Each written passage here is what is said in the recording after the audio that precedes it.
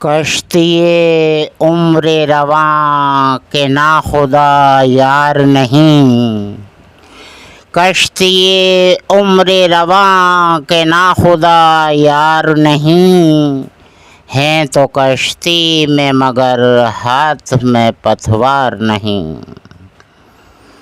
انما امرہ گر ہو جائے اس میں اعظم، انما امرہ گر ہو جائے اس میں اعظم، تو کن فیکون تو کبھی دشوار نہیں، کشتی عمر رواں کے ناخدا یار نہیں۔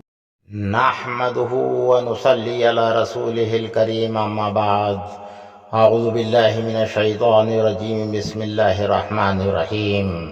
اسرائیل علیہ السلام سے ایک بار اللہ تعالیٰ نے معلوم کیا کہ اسرائیل روح قبض کرتے وقت تمہیں کبھی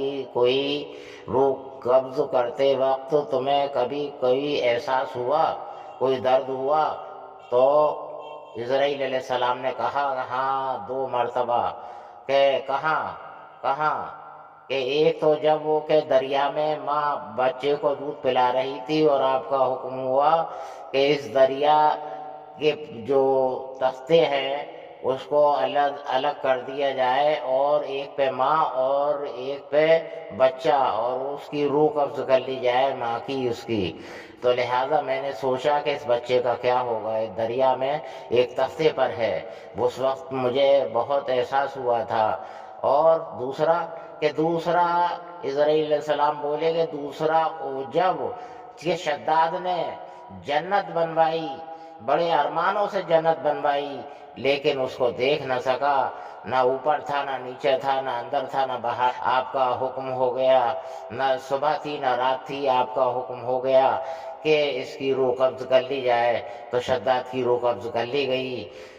یعنی کہ یوں سمجھ لیجئے گا کہ اللہ تعالیٰ نے فرمایا کہ وہ جو شداد جس نے کہ دنیا میں جنت بنوائی، اتنا بڑا بادشاہ ہم نے اس کو بنایا، وہ وہی ایک تختے پہ بہنے والا بچہ تھا جس کی ماں کی روح قبض کر لی گئی۔ تو اسرائیل علیہ السلام نے کہا کہ بس اللہ تیرے راز تو ہی جانے، جو کہ تو کر سکتا ہے وہ تو کوئی نہیں کر سکتا۔ وآخر دعوانا الحمدللہ رب العالمین۔